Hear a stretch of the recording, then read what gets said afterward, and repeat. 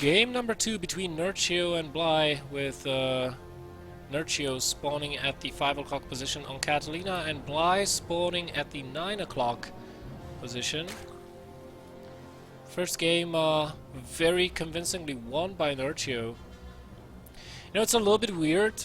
Sometimes in ZVZs you play and you see somebody like Nerchio play versus BelleNOiR, and the games are really exciting and really close, and BelleNOiR just narrowly gets defeated by Nerchio 1-2, and then you see BelleNOiR versus Nerchio. Game number 1 was, I'd say, pretty much one-sided in favor of Nerchio.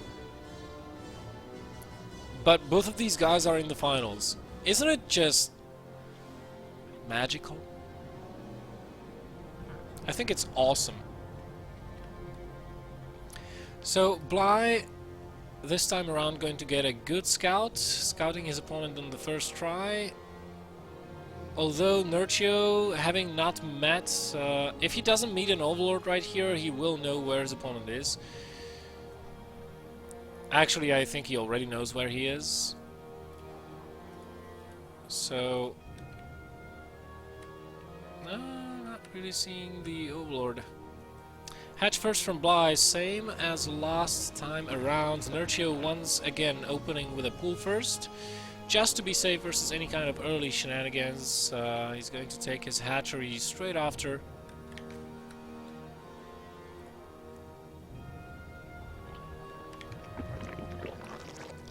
And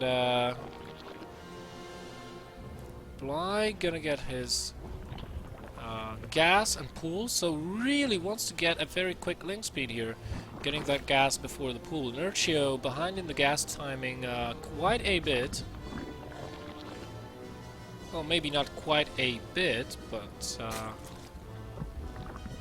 there's going to be just about 30 to 40 gas difference, so not that huge.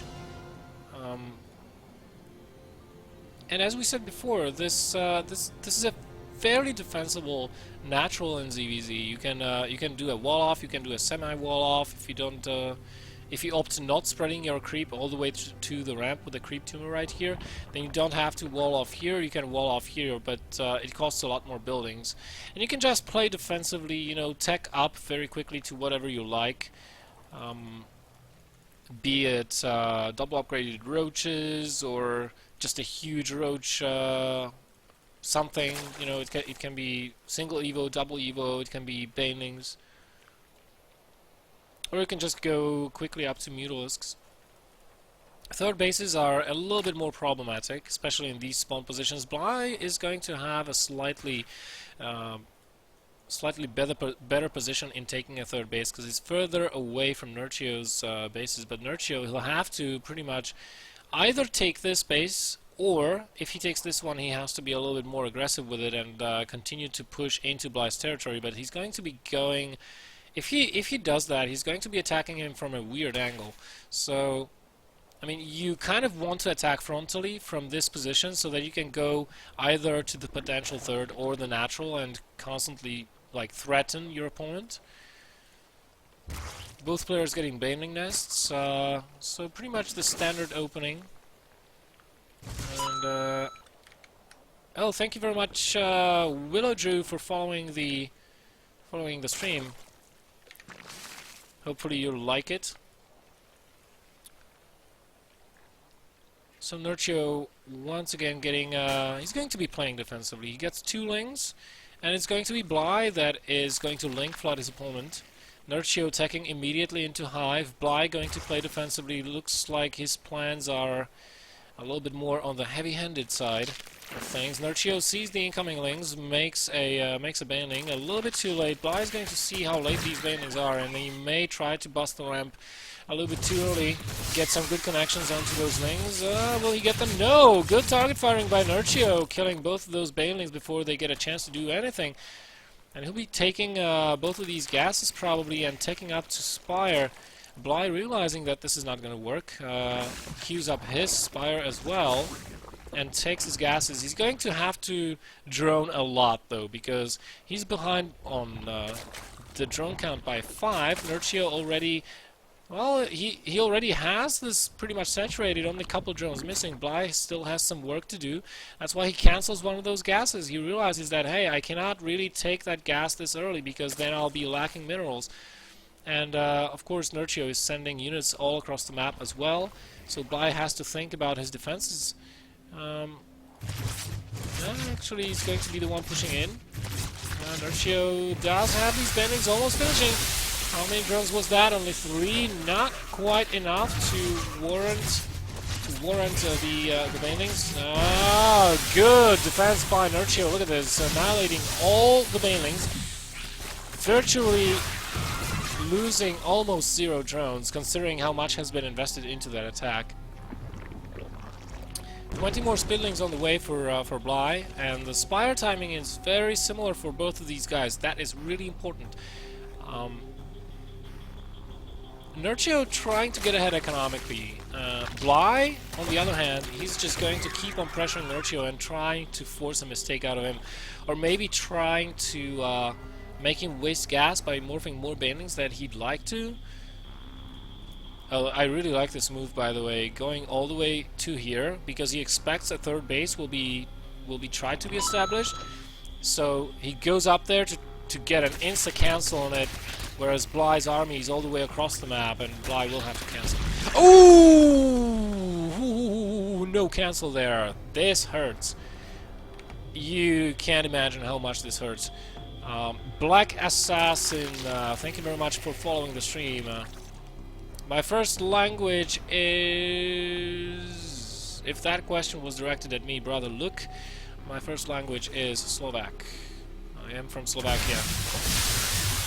Now, this is not going to work, not with the Queen and the Spinecrawler guarding against the Banelings. Nerchio knows that the best way to play this is stay on 2 bases, whereas Bly has just been throwing resources at Nerchio for little to no result. I mean, he thinks he can overpower his opponent, but now with the 8 Mutalisks, 10 Mutalisks on the way for Bly, this is, I don't know if this is going to work. Hates to feel, thank you very much for following the stream, as Nerchio chases away these lings.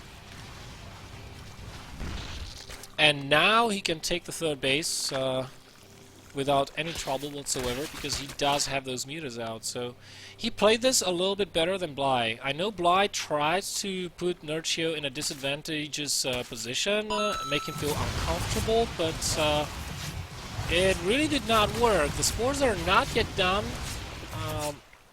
There can be damage done by Nerchio here in Bly's main base, and he's going to try and cancel the 3rd base once again. Bly's units are not exactly in position. He does have a lot of Mutalisks here, however, so Nerchio will have to pull back.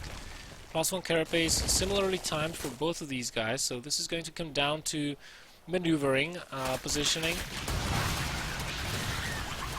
and just overall map awareness. Nice cancel there. Immediately retakes that base, of course, but Nerchio almost has his completed. A hatchery takes 100 seconds to complete, so these are almost 2 good minutes of not mining from here. Oh my goodness, Nerchio, you're being so persistent. And he even gets the drone with very little effort there, only a couple of lings. At the same time, poking here and there, sniping overlords, and constantly just pulling Bly out of position. Thank you very much, Armani3213 and Nikolai MB for following the stream. Thanks very much, guys. Hopefully you're enjoying. Another run-by attempted at the 3rd base. Nerchio doesn't care. He's going to clean this up with a single Baneling. Also, Bly lost a lot of overlords this game. 6 overlords have been lost to those Mutalisks. Supply blocking him, I think, 1 or 2 times. As far as I've noticed. So this makes it so that Nerchio is now up by 5 Mutalisks, and he's adding more. And he's going to be up even by an even larger amount, because he's already mining from the 3rd base. The gases are what's important. He's already been mining those gases for the past 2 minutes. Whereas his opponent is not. Look at this. Bly cannot hope to think that he can engage this army and win. We also have some Zerglings on the ground that are going to take out the Queen and then probably help out with this fight by soaking up some of the damage from Bly's Mutalisks. Yeah, it's not even going to be needed. Nerchio knows that he has won the air battle, and he still has enough units out on the ground to keep on cancelling the third base. Bly has to concede the game, and Nerchio makes it 2-0.